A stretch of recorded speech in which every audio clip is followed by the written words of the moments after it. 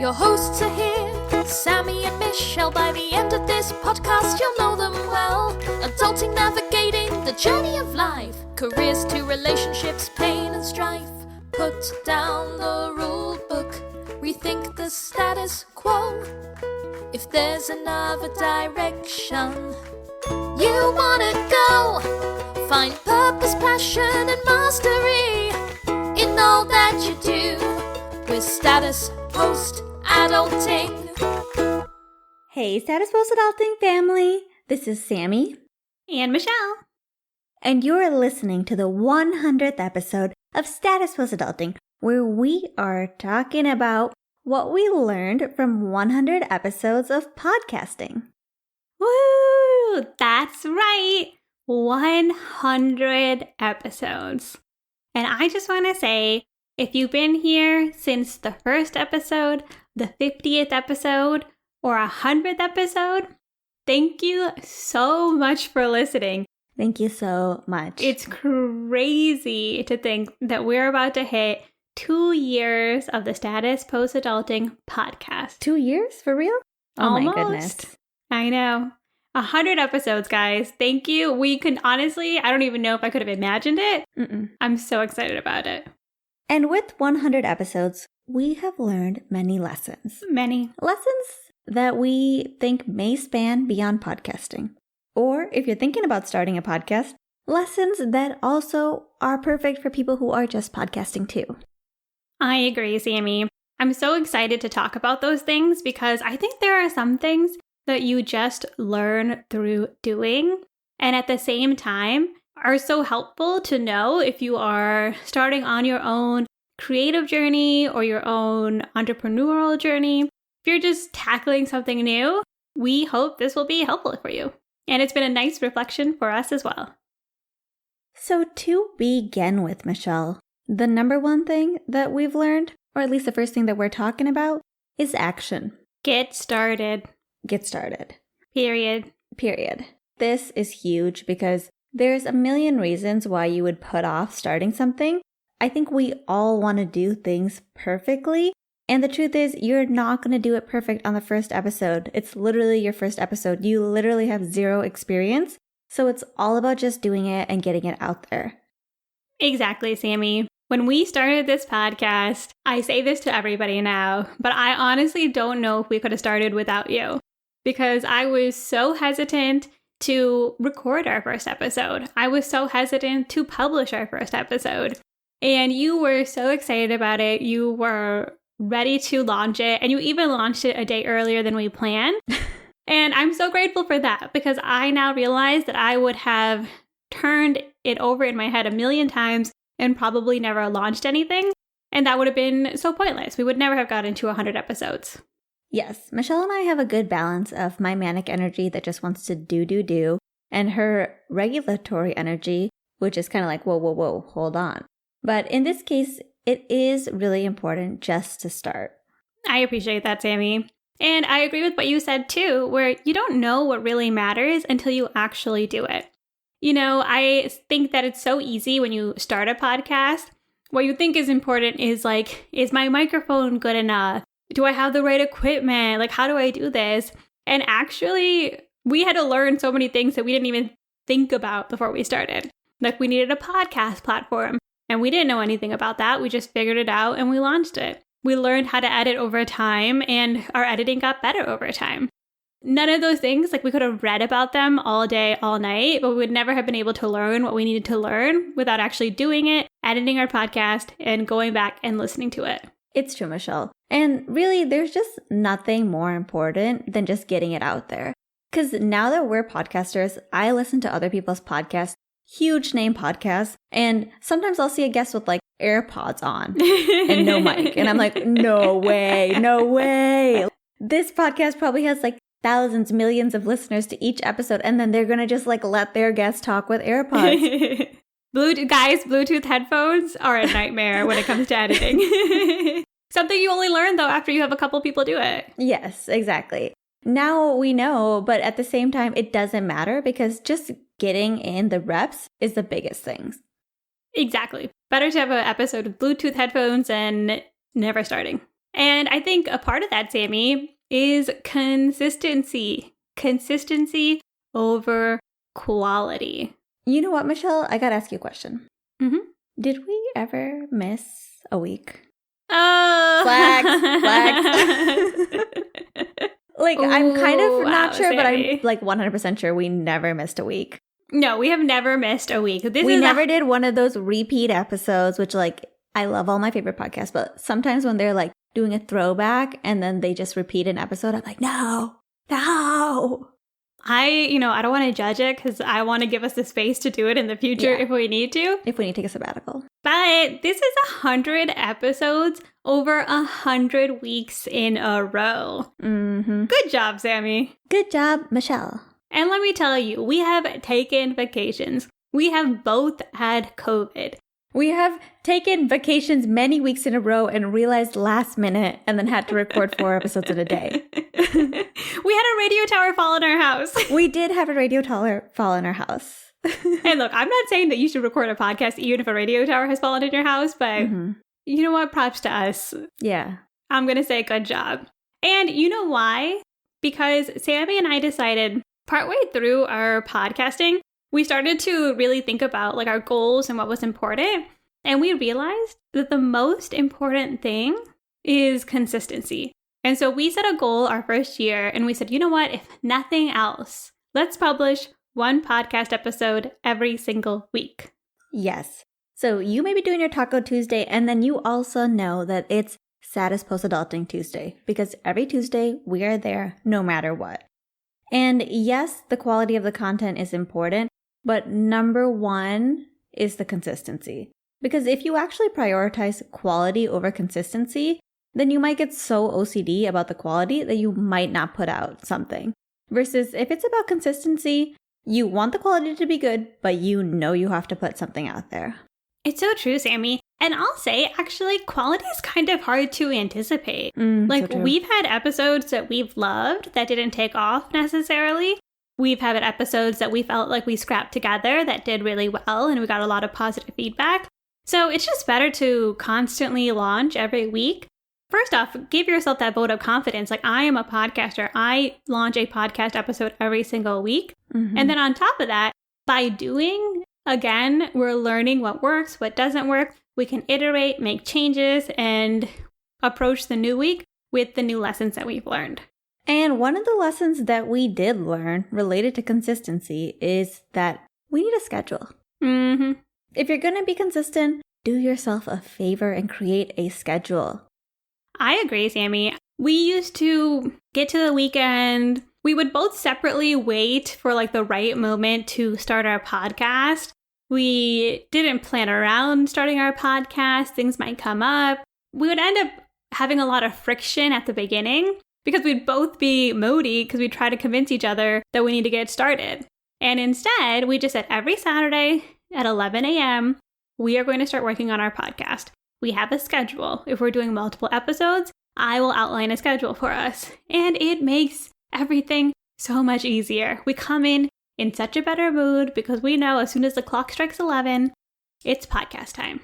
Yes. Do not leave decisions for your future self. Set a schedule like we did where it's like 11 o'clock, you're going to do the podcast. For the first hour, you're going to plan the podcast. Then you're going to take a break to eat. Then you're going to record the podcast. Whatever applies to your creative pursuit, do the same thing because there's literally energy taken up by trying to motivate yourself or mentally figure out when you're going to do things. And you just want to take that out. You want to take out all that mental energy that goes into planning if it's going to be the same thing every single week.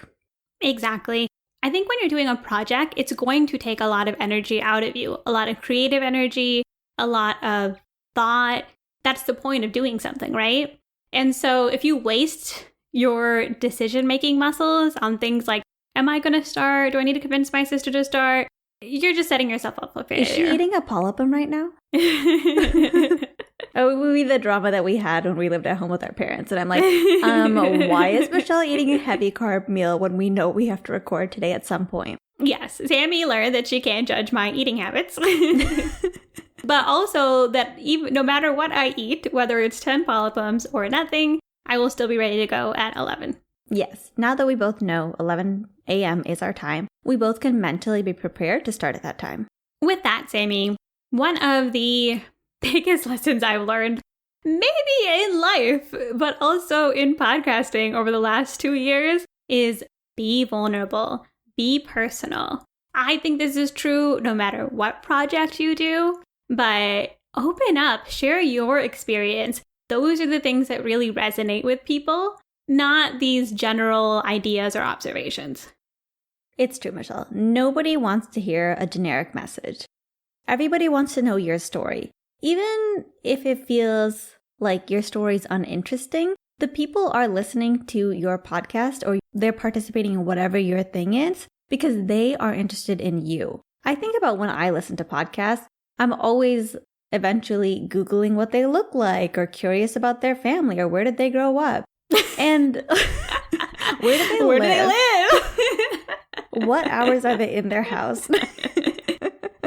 How far of a drive is it from here? Which house is it on the street, though? Just kidding. Just kidding. It's true, Sammie, in the non-creepy way. It's interesting because I think when someone starts something new, I'll use podcasting as an example.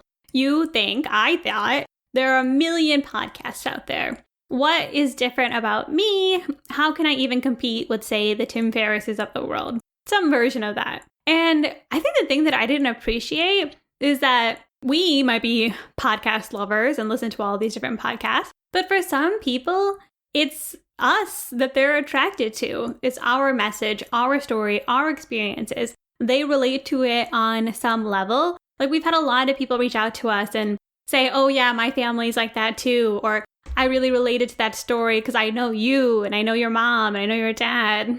Those type of things make you realize that like 100 people out there might be doing the same thing as you. But for some people, your message, your product is the one that's going to be the right fit for them. Exactly. When I think about that, Michelle, I think about financial independence, retire early. There's a lot of different media about financial independence and retiring early out there. But I do think that there's been a lot of people who first heard it here on our podcast.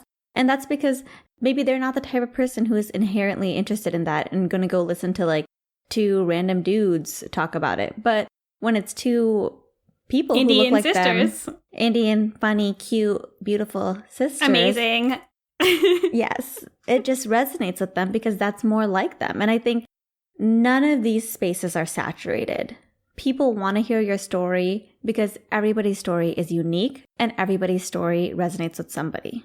Exactly. And if you get started today, you can practice it over 100 episodes, refine it, and then find the people that it resonates with.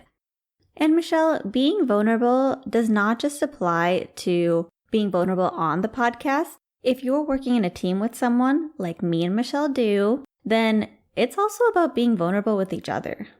Oh, yeah. That was a hard one for me, but Sammie helped me. And, I think we both worked on that together. We both entered this podcast thinking we're the best sisters ever.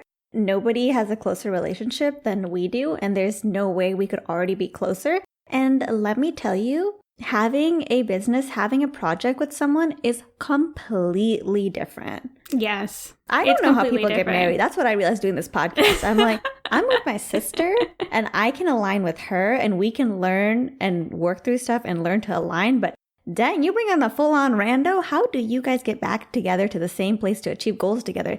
Props to all you married people out there. Married and randos. And married randos. Like our parents. Oh, yes. Yeah, if you were in an arranged marriage, aka randos getting married, then props to you too, because that's also really difficult. I agree though, Sammie. Communication is so key, and that was something that I learned. And I learned that a part of communication is being vulnerable and saying, hey, I'm frustrated that you showed up 5 minutes late when we're recording our podcast. And for you to say, this is why that happened. And then we can have a conversation. And a lot of the reasons we set up things like our schedule is because we were actually willing to be open with each other and share how we were feeling, our frustrations. Not to glorify it. There's a lot of yelling and crying and getting our mother involved as well. The benefit of being sisters. And then once our mother was involved, we were like, we really need to work on this. Just us two. Mommy cannot solve all our problems. But yeah, it's true. I think another aspect, Michelle, was even the energy that we bring to the podcast, that yes and energy. Yes, and I think when you're working on something for hours, it's easy to be moody. It's easy to be hungry. You have to set up systems to not do that. And you have to have that open space where you're going to create a positive space for that other person. Because that episode, if it has that negative. Yeah, you want to create a space that is positive and where the other person feels like they can communicate openly, which I think we do really well now. But it took a while to get there because it's easy to get moody or upset in this long preparation process and then come into the podcast with a bad attitude. And that's just unacceptable. And now I think we both work hard to be careful what we say to each other, especially before we're going to record, because we know that we really want to bring the best energy to the podcast. Yeah, especially when you do something like we do, which is recording ourselves. We came to the understanding that no matter what happens before or after the podcast, we will be supportive, positive, encouraging, and we will bring our best selves to the recording. As soon as it's done, if we want to be a nightmare to each other, fine. We usually just set aside time to be alone.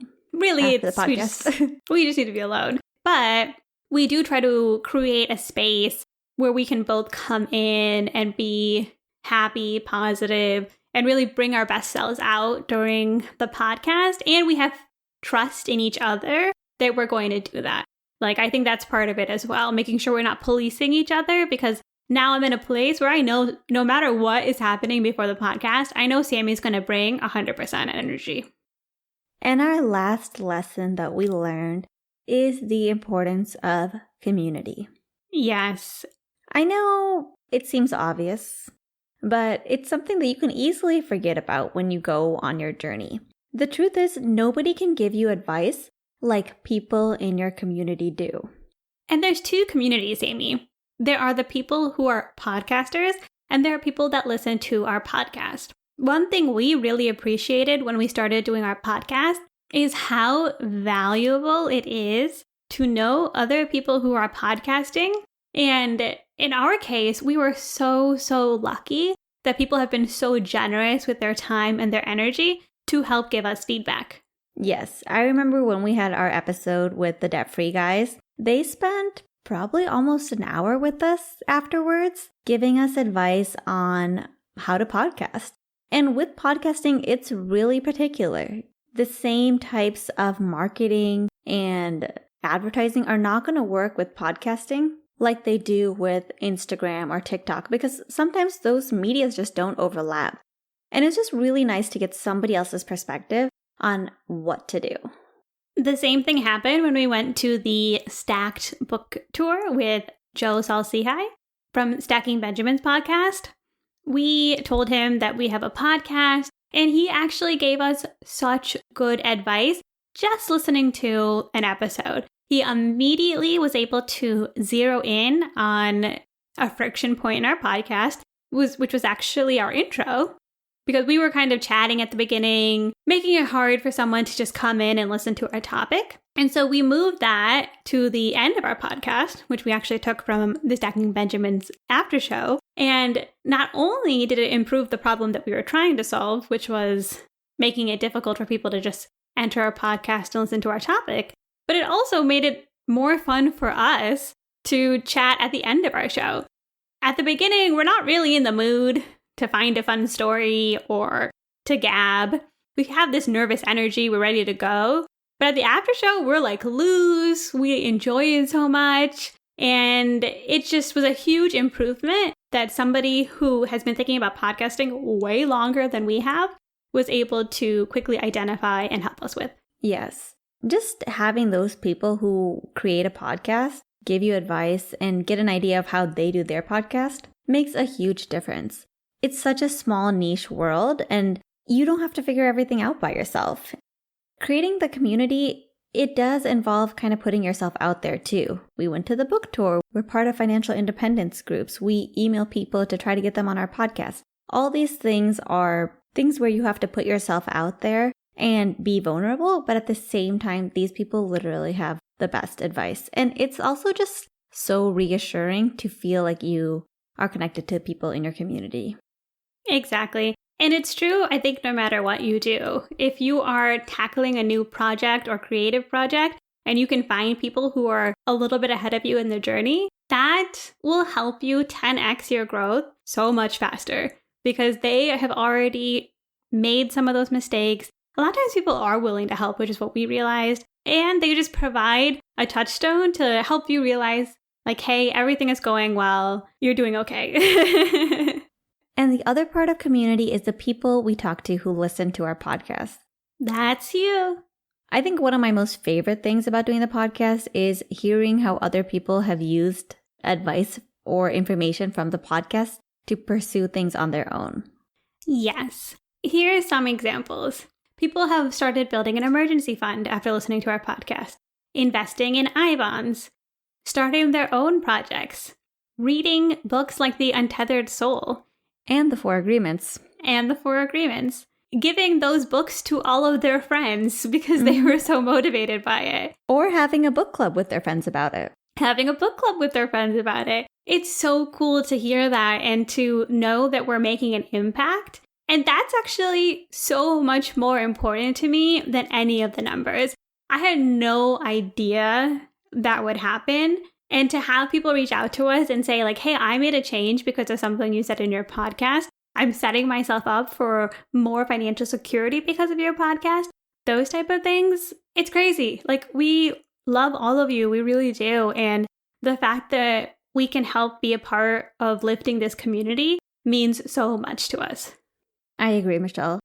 The idea that like some of my friends or people that I know or people who are acquaintances are going to be wealthier, going to be millionaires because of a first step that they maybe took by listening to our podcast, or that some people are more spiritually vulnerable or more aligned because of listening to our podcast. The idea that we could have had that impact is just so moving to me.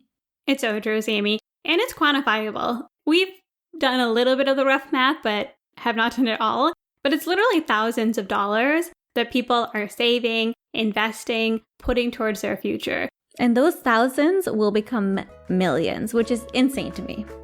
Absolutely insane. And so, Sammie, I think if we were to talk about takeaways, the biggest thing to me is I am so happy and proud of our podcast. I'm so excited that we have achieved this, that we've reached 100 episodes. To take a quick look back, after our first year, Sammie and I had a mini fight/breakdown. Meltdown. Because she thought we had more listeners than we did, or I don't really know what her expectations were. She wasn't in the numbers as much as I was. I really did think we had a lot more listeners than we did. And just like seeing the numbers laid out there, I was like, oh my God, I'm literally going to work and podcasting. And that's all I do with my life. And only this many people are listening to our podcast. And I think it was really in the second year that we really learned and appreciated that it's so much more than the numbers. One, the longevity of our podcast brought a lot of opportunities for us. We did our first brand deal this year. We have been aligning with other podcasts and opening up in this community, which has really been awesome. Foreshadowing. And really seeing the compound impact, not only on the community, but also on myself. If you read a bajillion self-help books and you're constantly talking about these topics, you will become better. I agree. I'm in a better financial position because of this podcast. I'm in a better spiritual position because of this podcast. Because we're talking about something that means a lot to us and we're constantly revisiting it. And so, yeah, I think the biggest takeaway is that the impact is there. It's really just about getting started, being consistent with it, being open, being vulnerable, investing in your community, both the people who are doing the thing you're doing and the people who are receiving it. And then just let God do his thing, because you can only control so many things in this world. You're absolutely right, Michelle. 100 episodes. If you'd like to text us, email us, say congratulations, you guys are the best, feel free. You know how to reach us. We want to say thank you to you because honestly, we appreciate all of you so much in a way that I really can't even explain. It's so beautiful. Like, you've given us so much. You've opened up so many amazing conversations. And we're just so grateful for it. And most importantly, be sure to join us next time as we put down the rule book and we rethink the status quo.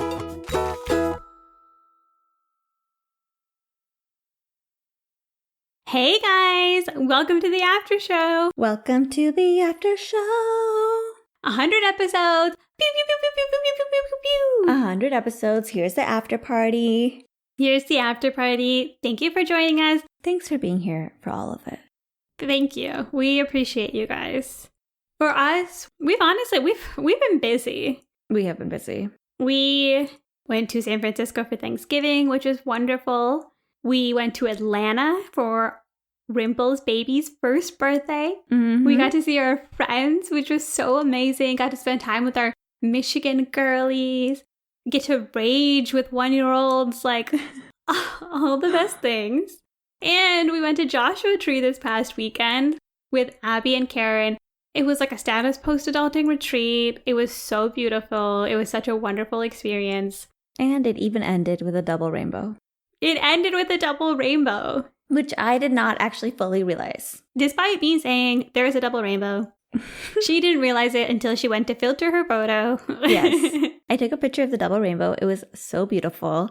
I thought it was a single rainbow. And when I edited my photo, all of a sudden a double rainbow appeared, like 2 semicircles on top of each other, 2 rainbows. And it was so insane. I was already like so impressed by the first rainbow because we could see the whole entire rainbow. And when I found out it was a double rainbow, I couldn't.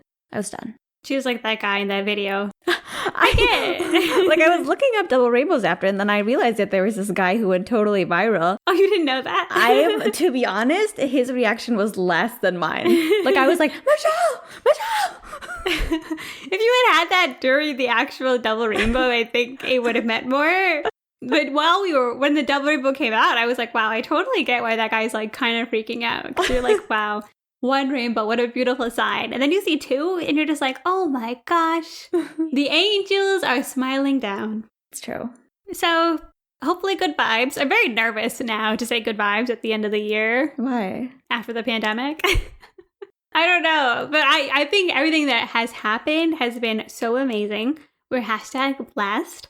And I'm excited for the future. We are #blessed. It's like, it's one of those things you can't say because it's so obnoxious, but at the same time, you're like, #blessed. It's just like, what resonates with me right now is like #blessed. #blessed. I'm pretty sure our doormat says like blessed or something like that. Oh, yeah. Not that we had a lot of options, but that was the perfect option. Had no options. We had 0 options. It's a wonderful doormat. It is. Anyway, talk to you guys later. Bye.